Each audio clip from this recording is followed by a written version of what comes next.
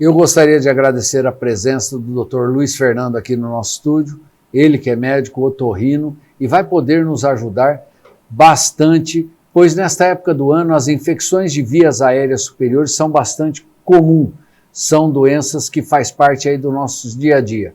Começa pelo simples resfriado, se transforma numa gripe, numa sinusite, amidalite e outras mais. Doutor, por que nesta época do ano aumenta a incidência destas doenças?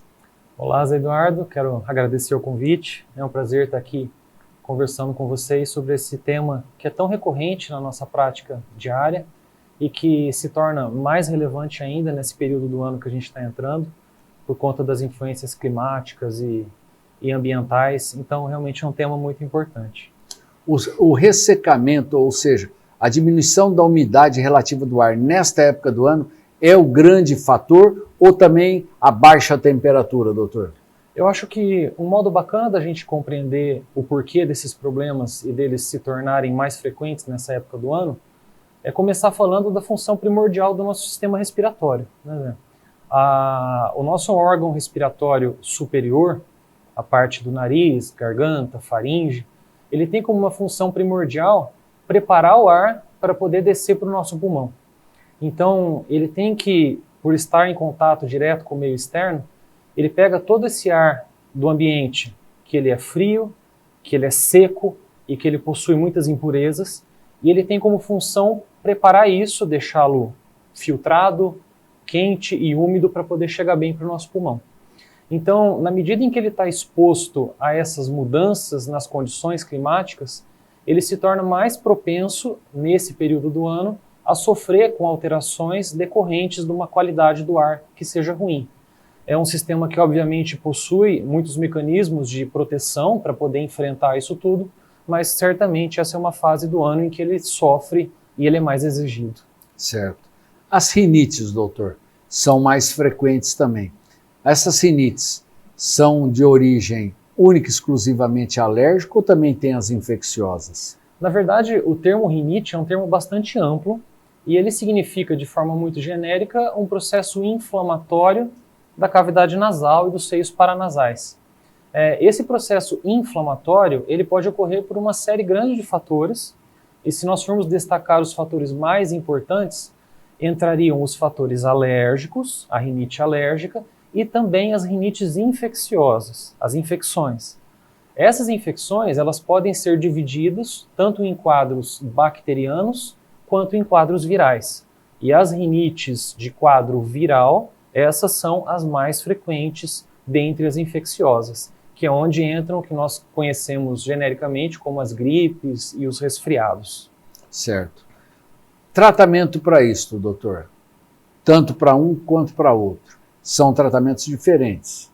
Na verdade, a diferença básica entre uma gripe e um resfriado, ela pode ser dividida em termos da apresentação clínica dela pela intensidade dos sintomas. Em geral, os resfriados eles têm uma apresentação mais branda, acometem de forma mais frequente a parte superior da via aérea, nariz, garganta, faringe. Em geral, eles têm uma duração média em torno de 3 a 5 dias e, em geral, não provocam sintomas sistêmicos tão importantes, tanto mal-estar, tanta febre, tanta prostração. A gripe, ela tem uma tendência a ter uma atração maior, uma probabilidade maior de atingir a via aérea inferior. Então, ela tem um risco maior de ter comprometimento de brônquios, traqueias, e ela também vem acompanhada de sintomas sistêmicos mais frequentes. Ela, em geral, pode provocar mais dor no corpo, mais febre, mais prostração. Os dois quadros, inicialmente, eles têm uma origem viral.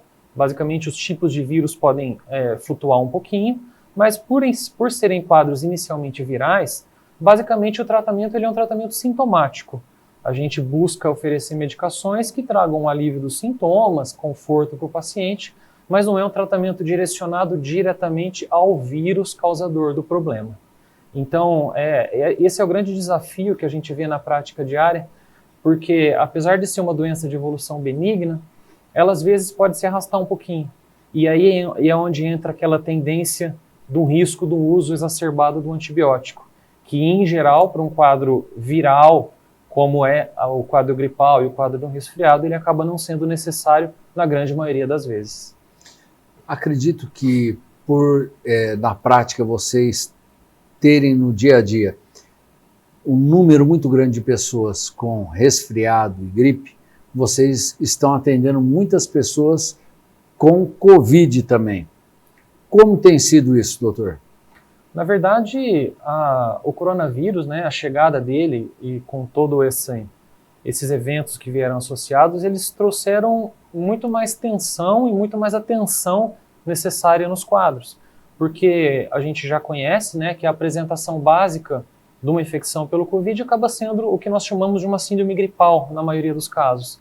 Então, o diagnóstico diferencial entre o que nós tínhamos até então, de uma gripe, de um resfriado comum, para uma infecção inicial pelo Covid, nos quadros mais brandos, ele acaba sendo muito confuso e pode causar bastante insegurança.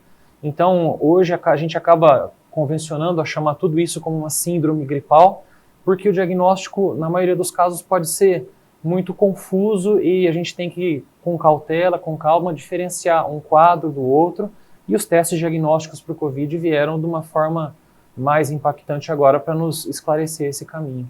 Geralmente, quando chega uma pessoa com um quadro gripal, o senhor acaba pedindo o teste do Covid. Na situação que nós estamos hoje, é mandatório essa investigação, né? Até porque um dos maiores aliados que nós temos é um diagnóstico precoce no início da doença e também a implantação das medidas sociais, do afastamento, do isolamento, principalmente dos doentes. Então essa é uma arma muito importante para a gente nesse momento. Então a gente tem que encarar todo o quadro de síndrome gripal nesse momento como um quadro de Covid em potencial. Doutor, diante de um quadro desse e que realmente dê um quadro positivo para a Covid, o senhor adota o tratamento precoce ou não? Esse é um tema que é bastante controverso, né, Zé Eduardo? E a forma como foi conduzida ao longo dessa pandemia foi muito politizado, muito polemizado. Então, é um elemento que acabou trazendo um mal-estar e um desconforto que às vezes não precisaria ter ocorrido, né? A gente sabe que nas diversas doenças, quanto mais breve se faz o diagnóstico e se acolhe esse paciente, a probabilidade de se ter sucesso aumenta, né? A gente tem várias estratégias de tratamento, algumas com uma confirmação já estabelecida, outras que ainda geram algumas dúvidas, mas eu acho que o mais importante nesse momento, ao invés de a gente discutir especificamente uma droga ou outra, é essa questão. Você tem que ter esse paciente perto de você, fazer um acolhimento e acompanhar esse paciente dia após dia.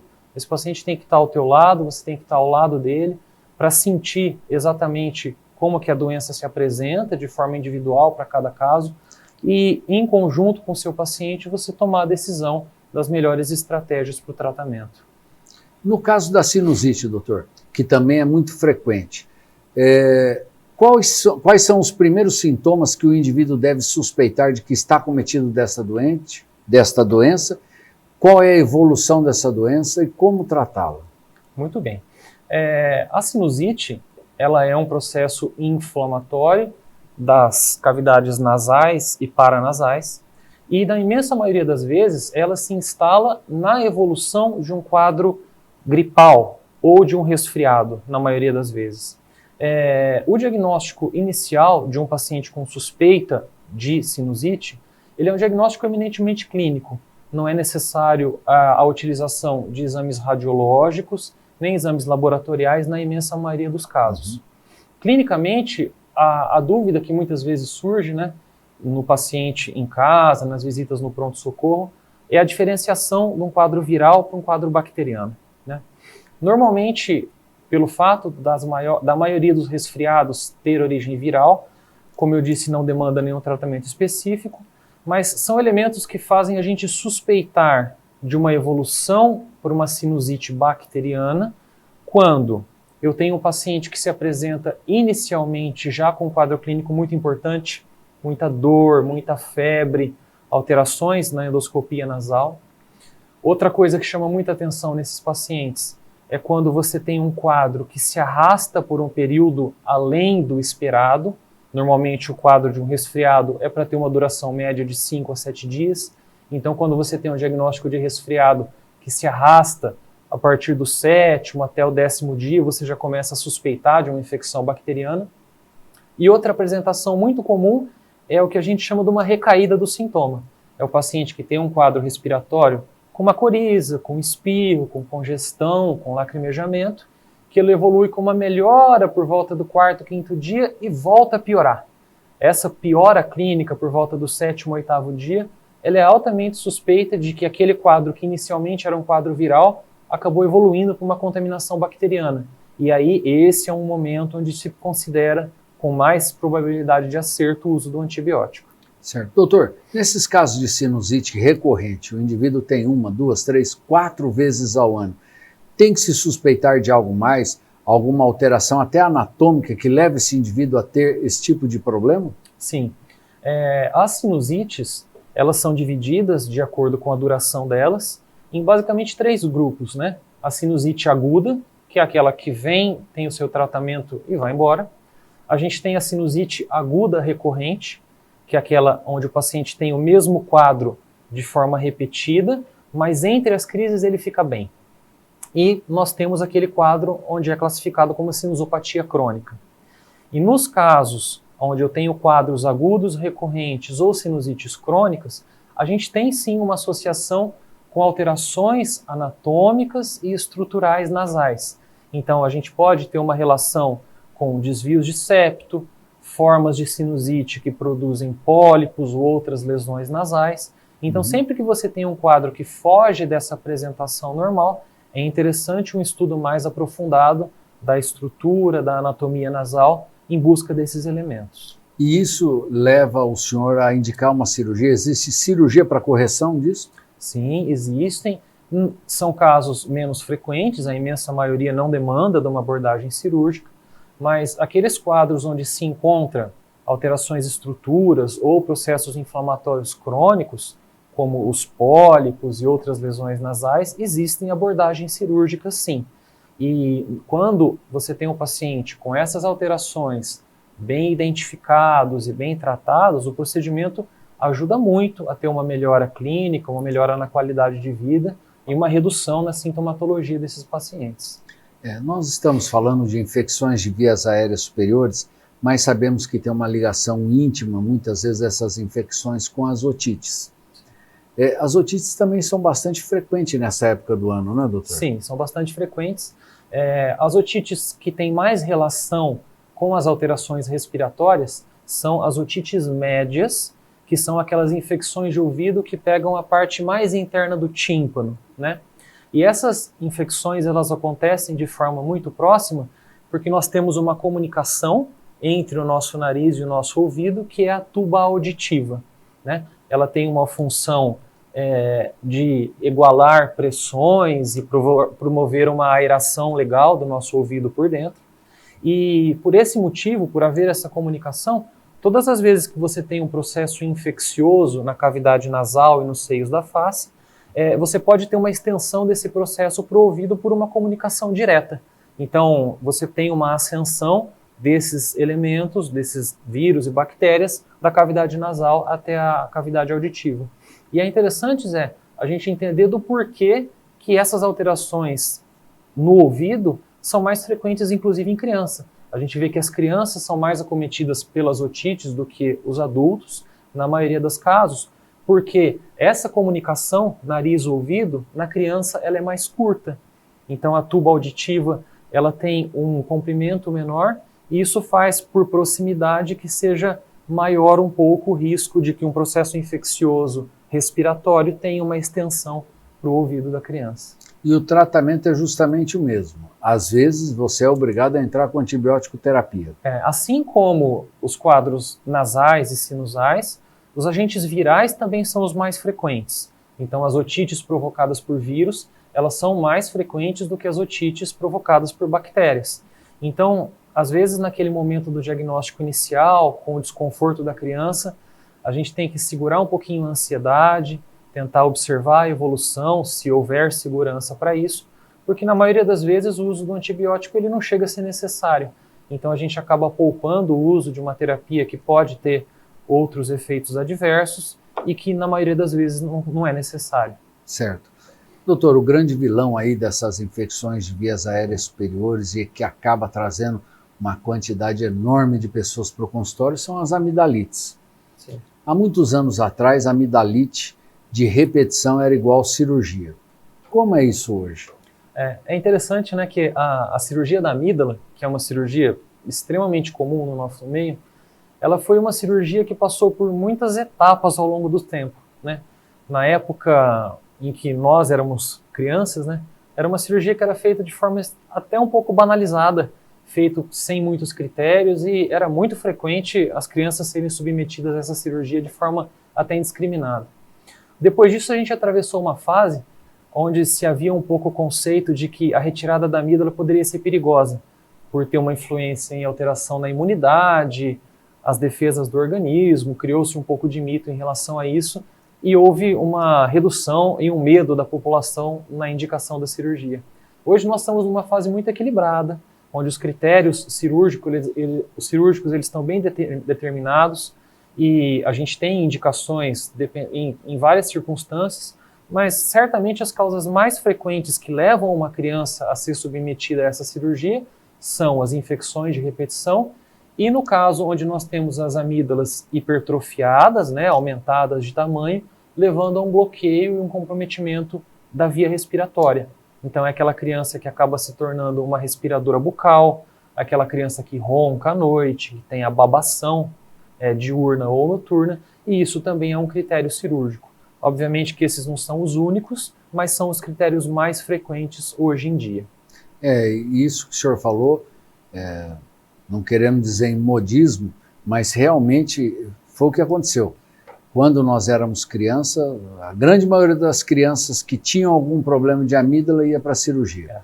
Minha irmã operou, primos, amigos operaram um monte. Já os meus filhos, que já são outra fase, ninguém tirou a amígdala, né? Então, eu acho que hoje tem muito mais critérios para se indicar, como o senhor falou. Sim. E as infecções da amígdala? Como se trata, como se faz? O mecanismo que você pode adquirir uma inflamação de amígdala, né, que nós chamamos das faringotonsilites, né, o mecanismo de contágio ele é muito parecido com o mecanismo de contágio das rinossinusites e dos resfriados, né? Uhum. O contágio ele vem através do contato com gotículas, com partículas, material inalado. É uma contaminação, como está muito em voga hoje, né? A proteção para o Covid, que é o que nós estamos ouvindo o tempo todo, né? Ele é uma proteção indireta também para as infecções de amígdala, né? E os agentes, eles respeitam a mesma lógica do que nós já conversamos nos resfriados, nas sinusites e nas otites. Os agentes virais, eles são os mais frequentes, mas nós também temos infecções bacterianas. Essas sim demandam de um tratamento com antibiótico, mas também não são a maioria dos casos. Antigamente usava-se muita benzetacil, qualquer coisa benzetacil. Você não sabia o que era lá benzetacil. Hoje mudou muito, tem antibióticos mais específicos quando você vai usar para a amígdala, doutor? Na verdade, quando você tem um paciente, seja ela criança ou adulto, que a evolução sugere uma infecção bacteriana, na imensa maioria dos casos não é feito um diagnóstico etiológico específico para aquele paciente, onde eu consigo isolar a bactéria que está presente e escolher um antibiótico específico para cada caso. Então, quando nós precisamos optar por um antibiótico para um paciente, nós usamos o que os estudos, as pesquisas mostram em relação aos agentes, as bactérias que mais frequentemente podem provocar uma amidalite. E dentre essas bactérias, né, a gente tem drogas hoje que são boas, que têm efetividade melhor e que não têm o trauma, o desconforto de uma medicação injetável, que para tanta gente foi tão traumatizante ao longo de tanto tempo. Verdade. Então, resumindo a tua pergunta, a resposta tem alternativas melhores do que o benzetacil hoje em dia. Joia. Doutor, e as faringites? Já são infecções mais baixas? O acometimento é o mesmo? A maioria das vezes viral? Vem acompanhado muitas vezes de bactéria também? Como é isso? Na verdade, a briga pelo nome, às vezes, é um evento que gera um pouco de controvérsia. E, na verdade, na prática, isso não muda muito a nossa conduta. Você imaginando um paciente que tenha uma infecção nas amígdalas, com placa de pus e um processo inflamatório importante, esse processo não está restrito à amígdala em si. Ele tem uma extensão para toda a região da faringe. Então, o nível acometido, ele acaba sendo muito próximo. Então, a gente acaba nomeando em função da área que manifesta mais alteração. Certo. Mas o mecanismo de contágio, os agentes são muito próximos entre elas. Essas infecções em adultos jovens, crianças e idosos se dão da mesma maneira? Na verdade, a gente tem 2 picos onde a doença ela é mais prevalente, ela é mais frequente, que são os extremos de idade, né? As doenças infecciosas inflamatórias, sejam elas bacterianas ou virais. A gente tem um pico muito importante na infância, na primeira infância, e a gente volta a ter um aumento, não com tanta força, mas também que é relevante nos idosos. Eles são mais suscetíveis aos resfriados e às gripes. Porque nesses 2 eventos, nesses 2 grupos de pessoas, a gente tem um sistema imunológico que pode estar ainda em fase de adaptação. Na criança, a gente tem um amadurecimento do sistema imune e essa primeira exposição aos agentes ambientais. E, às vezes, os idosos, por inúmeras comorbidades e outros fatores, eles também podem ter um sistema de defesa que é um pouco mais frágil. E, às vezes, isso pode os tornar um pouco mais suscetíveis a esse tipo de infecção. Legal. Doutor, eu acredito que nós falamos aí de uma maneira bem simples, bem clara, onde o nosso telespectador pôde entender. Mas, assim mesmo, eu gostaria que o senhor deixasse uma mensagem para o nosso telespectador acerca desse assunto tão importante, tão prevalente no nosso dia a dia.